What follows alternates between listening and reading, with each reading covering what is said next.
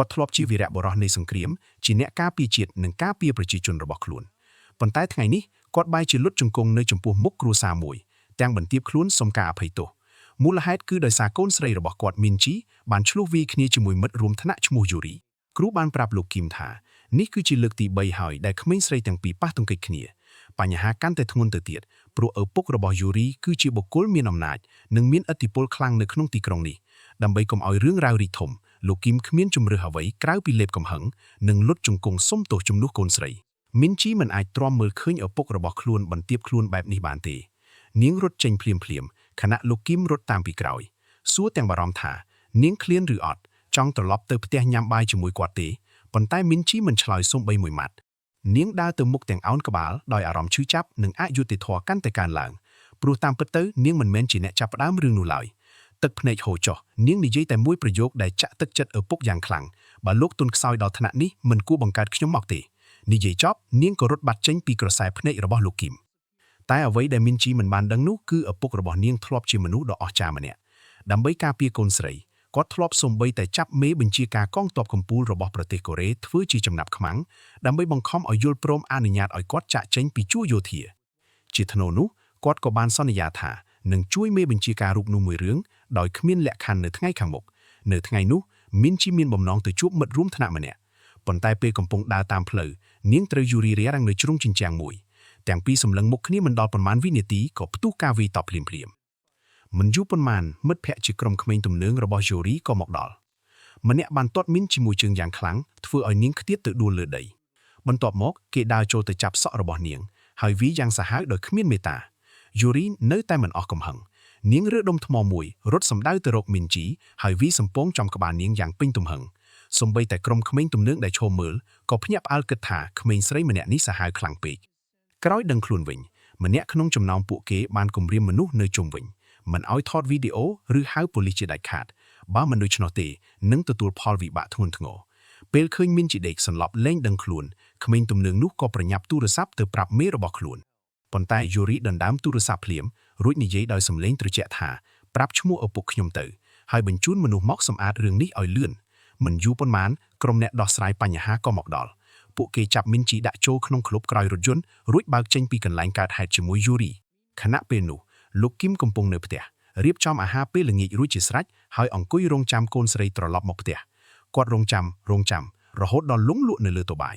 យស្រាប់តែគាត់ភ្ញាក់ឡើងទាំងតក់ស្លុតដោយសារសុបិនអាក្រក់មួយក្នុងសុបិនគាត់ដូចជាឮសំឡេងកូនស្រីស្រែកសុំជំនួយគាត់មើលម៉ោងហើយទើបដឹងថាមីនជីនៅតែមិនទាន់ត្រឡប់មកផ្ទះដោយអារម្មណ៍មិនស្រួលលោកគីមក៏ប្រញាប់ចេញទៅតាមរកនាងនៅតាមផ្លូវមានមនុស្សជាច្រើនឈរជុំគ្នានិយាយខ្សឹបខ្សៀវអំពីអ្វីមួយពេលលោកគីមដើរទៅជិតគាត់ស្រាប់តែឃើញស្នាមឈាមនៅលើដីហើយបន្ទាប់មកគាត់ក៏ស្គាល់ខ្សែចងសក់របស់យូរីបេះដូងរបស់គាត់ធ្លាក់ចុះភ្លាមតើពួកគេបានវាយគ្នាម្ដងទៀតមែនទេលោកគីមប្រញាប់ទូរស័ព្ទទៅមិត្តរួមថ្នាក់របស់មីនជីឈ្មោះយុនប៉ុន្តែចម្លើយដែលគាត់ទទួលបានគឺមីនជីមិនបាននៅជាមួយនាងឡើយការព្រួយបារម្ភកាន់តែខ្លាំងហើយអារម្មណ៍អាក្រក់មួយក៏ចាប់ផ្ដើមគ្របដណ្ដប់ក្នុងចិត្តរបស់គាត់ភ្លាមនោះគាត់ស្រាប់តែឃើញយូរីនិងក្មេងទំនើងម្នាក់កំពុងឈរជជែកគ្នានៅក្បែរនោះលោកគីមដើរទៅឈរពីក្រោយពួកគេដូចជាខ្មោចមួយហើយសួរដោយសំឡេងត្រជាក់ថាតើអ្នកទាំងពីរបានឃើញកូនស្រីរបស់ខ្ញុំមីនជីដែរឬទេក្មេងទំនើងម្នាក់បានឮលោកគីមហៅឈ្មោះយូរីក៏ខឹងសម្បាយ៉ាងខ្លាំងវារត់មកចាប់កអាវលោកគីមហើយស្រែកឲ្យគាត់ឆាប់បាត់ពីទីនេះប៉ុន្តែលោកគីមមិនខ្លាចសូម្បីបន្តិចគាត់ដកខ្សែចងសក់ចេញមកបង្ហាញទៅយូរីហើយសួរដោយសំឡេងត្រជាក់ថានេះជារបស់នាងមែនទេយូរីស្លេកមុខភ្លាមនាងដឹងថាអាចកំបាំងរបស់ខ្លួនចិត្តលាក់មិនចិត្តហើយក្មេងទំនើងដែលឃើញស្ថានភាពមិនស្រួលក៏ដោះអាវចេញបង្ហាញស្នាមសាក់ពេញខ្លួនដើម្បីគំរាមលោកគីមឲ្យដកខ្លួនចេញតែលោកគីមនៅតែឈរនឹងថ្កល់មិនញញើតសូម្បីបន្តិចដោយអស់អត់ធ្មត់ក្មេងទំនើងនោះក៏ចូលទៅទាញអាវលោកគីមយ៉ាងខ្លាំងតែពេលអាវប្របើកឡើងពួកគេទាំងពីរស្ទើរតែដាច់ខ្យល់នៅលើដងខ្លួនរបស់លោកគីមពោពេញទៅដោយស្នាមកាំបិតនិងស្នាមគ្រាប់កាំភ្លើងរាប់មិនអស់ញើសតែសតតែចាប់ផ្ដើមហូរពេញខ្លួនរបស់ពួកគេលោកគីមមិនចង់ខ្ជះខ្ជាយពេលវេលាទៀតឡើយគាត់ដាល់មួយដៃប៉ុណ្ណោះក្មេងទំនើងនោះក៏ដួលសន្លប់ទៅលើដីបន្ទាប់មកគាត់យកខ្សែចងសក់មករឹតករបស់វាហើយសួរដោយកំហឹងថាកូនស្រីខ្ញុំនៅឯណាទ្រាំការឈឺចាប់មិនបានក្មេងទំនើងក៏ព្រមនាំលោកគីមទៅកន្លែងរបស់មេក្រុមឈ្មោះមីខៀលនៅពេលនោះមីខៀលកំពុងគំរាមបុរសម្នាក់ដែលជំពាក់លុយខ្លួនវានិយាយថាបើគ្មានលុយសងទេនឹងយកកូនស្រីរបស់បុរសនោះទៅលក់ឬក៏លក់សរីរាង្គរបស់គាត់ដើម្បីសងបំណុល ឪពុកដែលភ័យខ្លាចអស់សង្ឃឹមអាចត្រឹមតែមើលកូនស្រីត្រូវគេអូសយកទៅដោយគ្មានសមត្ថភាពជួយស្រាប់តែសំឡេងកណ្ដឹងទ្វារបន្លឺឡើងអ្នកនៅក្នុងផ្ទះនាំគ្នាស្ងៀមស្ងាត់មិនមាននរណាទៅបើកទ្វារឡើយលោកគឹមក៏រុញទ្វារចូលដោយខ្លួនឯងទើបចូលដល់ភ្លាមសមាជិកក្រុមម្នាក់ក៏ដើរមកបណ្ដេញគាត់ចេញតែលោកគឹមមិននិយាយសូម្បីមួយម៉ាត់គាត់វេយមួយដៃធ្វើឲ្យបរិះនោះដួលសន្លប់ភ្លាមឮសំឡេងអ៊ូអរមីខៀលដឹងភ្លាមថាមានរឿងកើតឡើងវាក៏ងាកទៅបញ្ជាកូនចៅដែលមានមៀតធំម្នាក់ឲ្យទៅការពារមាត់ទ្វារបរិះធាត់នោះកាន់ដំបងបេសបលរងចាំ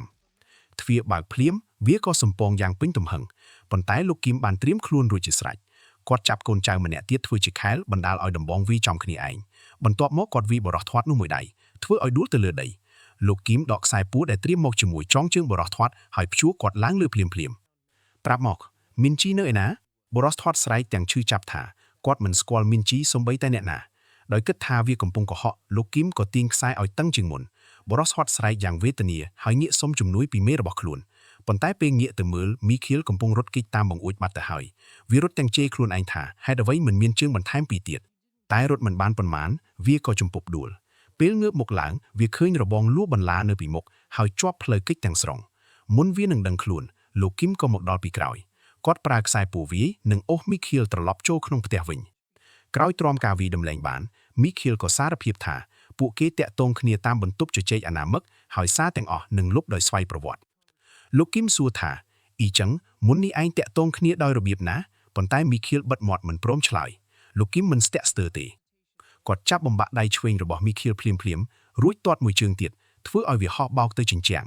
បន្ទាប់មកគាត់បើកកាបូបយួរដៃចាក់ឯកសារចេញទាំងអស់រួចដកកំភ្លើងមួយដើមចេញគាត់បញ្ចូលគ្រាប់ដាក់ឧបករណ៍បំបត្តិសំឡេងហើយដើរទៅមុខទាំងនិយាយថាបាត់បង់ឪពុកម្ដាយគេហៅថាក្មេងកំព្រាបាត់បង់ប្តីគេហៅថាស្ត្រីមេម៉ាយតែឪពុកម្ដាយដែលបាត់បង់កូនសូម្បីតែពាក្យសម្រាប់ហៅក៏មិនមានដែរព្រោះពួកគេមិនសល់អ្វីទៀតទេនិយាយចប់គាត់ក៏លើកកំភ្លើងសម្ដៅទៅលើកូនចៅរបស់មីខៀលការអត់ធ្មត់របស់ខ្ញុំអស់ហើយសំឡេងគ្រាប់កំភ្លើងបន្លឺឡើងមួយគ្រាប់សម្រែកដ៏ឈឺចាប់របស់កូនចៅមីខៀលបានលាន់ពេញផ្ទះតែលោកគឹមមិនខ្វល់សូម្បីបន្តិចគាត់ដើររើឯកសារដែលជ្រុះរាយប៉ាយនៅលើឥដ្ឋយ៉ាងស្ងប់ស្ងាត់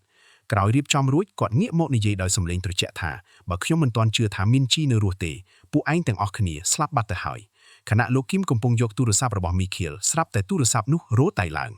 សារពីបន្ទប់ជជែកបានផ្ញើចូលជាបន្តបន្ទាប់តែសារចុងក្រោយបានធ្វើឲ្យលោកគឹមបាក់ស្មារតីក្នុងមួយប៉ព្រែកភ្នែកបុរសម្នាក់ដែលហ៊ានលះបង់គ្រប់យ៉ាងដើម្បីកូនស្រីបានដឹងថា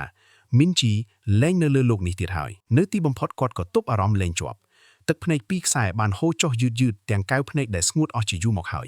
យតែជំរឿក្នុងចិត្តលោកគឹមនៅតែសង្ឃឹមថាវាអាចជាការយល់ច្រឡំគាត់លើកទូរស័ព្ទឡើងហើយសម្លឹងមុខមីខៀលដោយកំហឹងប្រាប់ខ្ញុំមកតើមានរឿងអ្វីកើតឡើងចំពោះកូនស្រីខ្ញុំមីខៀលញ័រខ្លួនទាំងភ័យព្យាយាមនិយាយតែពាក្យសម្ដីរបស់វាដិបរដប់មិនអាចបកស្រាយអ្វីបានឡើយកំហឹងរបស់លោកគឹមផ្ទុះឡើងភ្លាមគាត់ចាប់ករបស់មីខៀលលើកផុតពីដីហើយស្រែកទាំងសំឡេងញ័រដោយកំហឹងថាឈប់និយាយឥតបានការទៀតនិយាយត្រង់មកភ្លាមនោះបរោះដែលជំពាក់លុយពីមុនស្រាប់តែស្ទុះមកចាក់លោកគឹមដោយកំបិតមីខៀលដែលឃើញឱកាសក៏ស្រែកលើកទឹកចិត្តភ្លាមចាក់វាទៀតបើសម្លាប់វាបានខ្ញុំលើកលែងបំណុលឲ្យពាក់កណ្ដាលប៉ុន្តែកំបិតនោះមិនអាចប៉ះលោកគឹមបានសូម្បីតែបន្តិចផ្ទុយទៅវិញវាគ្រាន់តែធ្វើឲ្យការអត់ធ្មត់ចុងក្រោយរបស់លោកគឹមរលាយបាត់ទាំងស្រុងនៅពេលលោកគឹមហៀបនឹងសម្លាប់មីខៀលប៉ូលីសក៏មកដល់ភ្លាមដោយមិនដឹងរឿងរ៉ាវពួកគេយល់ច្រឡំថាលោកគឹមគឺជាជនប្រដាប់អាវុធដែលកំពុងបង្កហេតុទម្លាក់អាវុធចោះលោកគឹមខឹងនិងអស់សង្ឃឹមយ៉ាងខ្លាំងប៉ុន្តែដើម្បីកុំឲ្យស្ថានភាពកាន់តែអាក្រក់គាត់ក៏ប្រគល់ខ្លួនដោយមិនតដៃក្រោយមកមនុស្សជាច្រើនត្រូវបាននាំទៅប៉ុស្តិ៍ប៉ូលីសដើម្បីផ្ដល់សក្ខីកម្មក្រុមក្មេងទំនើងនាំគ្នាទម្លាក់កំហុសដាក់គ្នាទៅវិញទៅមកមានតែលោកគឹមម្នាក់ប៉ុណ្ណោះដែលអង្គុយស្ងៀមស្ងាត់មិននិយាយការពារខ្លួនសូម្បីមួយម៉ាត់ដោយឃើញគាត់មិនព្រមនិយាយអ្វីមេប៉ូលីសក៏សម្រេចយកស្នាមរៀមដៃរបស់លោកគឹមទៅពិនិត្យក្នុងប្រព័ន្ធប៉ុន្តែពេលលទ្ធផលបង្ហាញឡើងអេក្រង់ទាំងមូលប្រែជាពណ៌ក្រហមគ្មានព័ត៌មានអ្វីស្ដីពីបុរសម្នាក់នេះឡើយហាក់ដូចជាគាត់មិនធ្លាប់មានអត្តសញ្ញាណនៅក្នុងប្រព័ន្ធរបស់រដ្ឋសូម្បីតែបន្តិចមេប៉ូលីសភ្ញាក់ផ្អើលយ៉ាងខ្លាំងហើយហៀបនឹងសួរបន្តទៀតប៉ុន្តែស្រាប់តែមួយសន្ទុះក្រោយមកបុរសធាត់ដែលត្រូវចាប់ខ្លួនស្រាប់តែស្ទុះមកទាត់លោកគឹមមួយជើងយ៉ាងខ្លាំងប៉ូលីសជាច្រើនអ្នកប្រញាប់រត់មកចាប់ឃាត់វាប៉ុន្តែដោយសារទម្ងន់ខ្លួនដ៏ធំវានៅតែព្យាយាមលើកជើងទាត់លោកគឹមម្ដងទៀតរំពេចនោះបុរសសាច់ដុំធំពីរនាក់បានដើរចូលមកទាំងសើចបែបគំរាមអើយក្មេងអើយចូលចិត្តបង្ករឿងណាស់មែនចង់លេងជាមួយពួកយើងទេគ្រាន់តែឮពាក្យនោះបុរសធាត់ក៏ស្លេកមុខភ្លាមហើយស្ងាត់មាត់លែងហ៊ាននិយាយអ្វីទៀតភ្លាមនោះទូរស័ព្ទមួយនៅលើតុបានរោទទីឡើង មេប៉ូលីសក្រឡេកមើលឈ្មោះអ្នកហៅចូលហើយឃើញថាជាទូរស័ព្ទរបស់ជនសង្ស័យម្នាក់គាត់ក៏លើកទទួលហើយអានឈ្មោះនៅលើអេក្រង់ថាកូនស្រីគ្រាន់តែលោកគឹមលើពាក្យនេះបេះដូងរបស់គាត់ក៏លោតញាប់ភ្លាមតែអាចទៅរួចទេមានជីនៅរស់លោកគឹមរំភើបខ្លាំងរត់សម្ដៅទៅដណ្ដើមទូរស័ព្ទប៉ុន្តែប៉ូលីសបានចាប់គាត់ទុកហើយប្រាប់ឲ្យស្ងប់អារម្មណ៍ស្រាប់តែពួកគេភ្ញាក់ផ្អើលព្រោះខ្នោះដៃរបស់លោកគឹមបានរបូតចេញរួចទៅហើយមេប៉ូលីសហៀបនឹងនិយាយទៅកាន់អ្នកនៅម្ខាងទៀត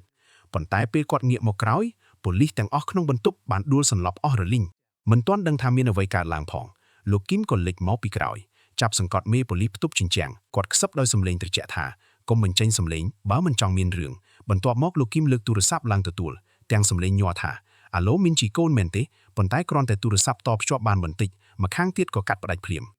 លោកគឹមព្យាយាមហៅត្រឡប់ម្ដងហើយម្ដងទៀតតែអ្វីដែលឮមានតែសំឡេងរវល់ប៉ុណ្ណោះមិនយូរប៉ុន្មានទូរស័ព្ទនោះក៏ត្រូវបិទទាំងស្រុងគ្មានជំរឿផ្សេងទៀតលោកគឹមក៏ដើរចេញពីប៉ុស្តិ៍ប៉ូលីសគាត់បានទៅដល់សាលាបង្ហាត់តេក្វាន់ដូមួយគាត់ឈរមើលក្មេងៗកំពុងហាត់យ៉ាងសប្បាយរីករាយដោយមិននិយាយអ្វីសោះគ្រូបង្ហាត់ឈ្មោះសាងហាន់ស៊ូបានឃើញគាត់ប្រាប់ក្មេងៗឲ្យសម្រាកសិនរួចដើរមកអង្គុយក្បែរលោកគឹមយូរហើយមិនបានជួបគ្នាបើមិនមានរឿងធ្ងន់ធ្ងរអ្នកមិនមករកខ្ញុំទេមើលមុខអ្នកទៅលើកនេះប្រកាសជាមិនមែនរឿងតូចទេលោកគឹមអោនមុខចុះហើយនិយាយទាំងអស់សង្ឃឹមថាមានរឿងកើតឡើងចំពោះកូនស្រីខ្ញុំសាងហាន់ស៊ូភ្ញាក់ផ្អើលឯងនិយាយថាម៉េចលោកគឹមដកទូរស័ព្ទចេញរហូតមកដល់ពេលនេះខ្ញុំមិនទាន់ដឹងថានាងនៅរស់ឬស្លាប់ទេតែពេលនៅប៉ុស្តិ៍ប៉ូលីសមានអ្នកហៅចូលម្ដងទៀតខ្ញុំលើកទទួលតែគ្មានអ្នកណានិយាយពេលហៅត្រឡប់វិញទូរស័ព្ទក៏បិទបាត់ខ្ញុំដឹងថាគួរតែបោះទូរស័ព្ទនេះចោលតែខ្ញុំខ្លាចថាពួកគេអាចហៅមកម្ដងទៀតពិតដោយការគិតមិនយូរប៉ុន្មានក្រោយលោកគឹមចេញពីប៉ុស្តិ៍កងប្រតិបត្តិការពិសេសជាតិក៏មកដល់អ្នកដឹកនាំក្រុមគឺជានាយកផ្ទាល់ឈ្មោះកាំងហ្គីលគ្រាន់តែចូលដល់គាត់ក៏ទះមេប៉ូលីសមួយកំភ្លៀងរួចនិយាយថាត្រៀមប្រមូលអីវ៉ាន់ចេញពីតំណែងទៅភ្លាមនោះកូនចៅរបស់គាត់បានរាយការណ៍ថារកឃើញអត្តសញ្ញាណរបស់កូដ66ហើយក៏កំណត់ទីតាំងបានរួចដែរក្រុមប្រតិបត្តិការទាំងមូលប្រញាប់សម្ដៅទៅសាលាបង្ហាត់តេក្វាន់ដូខណៈនោះលោកគឹមនៅតែស្ទាក់ស្ទើរគាត់មិនចង់ទាញមិត្តចាស់របស់ខ្លួនឲ្យចូលពាក់ព័ន្ធនឹងរឿងនេះទេប៉ុន្តែសាងហាន់ស៊ូជាអ្នកនិយាយមុនចាំបានទេកាលពីឆ្នាំមុនឯងធ្លាប់ជួយសង្គ្រោះកូនប្រុសខ្ញុំក្មេងនោះស្ទើរតែបាត់បង់ជីវិតខ្ញុំដឹងថាអារម្មណ៍ចិត្តបាត់បង់កូនវាឈឺចាប់ប៉ុណ្ណាលើកនេះចាត់ទុកថាខ្ញុំសងគុណឯងវិញអ្នកទាំងពីរក៏សម្រេចចិត្តឲ្យក្មេងៗត្រឡប់ទៅផ្ទះជាមុនសិនប៉ុន្តែពេលដឹកលោកគឹមចូលទៅជណ្ដើរពួកគេបានឃើញកាំងហ្គីលដើរមកដល់ទាំងកំពុងលេងជាមួយក្មេងប្រុសតូចម្នាក់សាងហាន់ស៊ូមិនស្ទាក់ស្ទើរឡើយគាត់ទាត់កាំងហ្គីលមួយជើងធ្លាក់រមៀលចុះជណ្ដើរប្រអប់នំអង្ករដែលក្មេងកាន់ក៏ហោះខ្ទាតឡើងលើអាកាសសាងហាន់ស៊ូចាប់វាបានគ្រប់ដុំដាក់ចូលប្រអប់វិញរួចប្រគល់ឲ្យក្មេងតូចគាត់ញញឹមទះក្បាលក្មេងតិចៗហើយនិយាយថាត្រឡប់ទៅផ្ទះវិញចុះថ្ងៃនេះបិទសាលាលឿនបន្តិចកាំងហ្គីលដែលត្រូវទាត់ធ្លាក់មិនបងអង្គយូរទេគាត់ស្ទុះវាយប្រហារពីក្រោយភ្លាមប៉ុន្តែលោកគឹមលើកដៃទប់បានយ៉ាងងាយគាត់សម្លឹងកាំងហ្គីលដោយកែវភ្នែកត្រជាក់ហើយនិយាយថានៅទីនេះនៅមានក្មេងៗនៅឡើយកាំងហ្គីលគ្រាន់តែញញឹមហាក់មិនខ្វល់អ្វីទាំងអស់គាត់សម្លឹងមុខលោកគឹមត្រង់ៗហើយនិយាយមួយប្រយោគដែលធ្វើឲ្យបរិយាកាសកាន់តែតានតឹងកូដ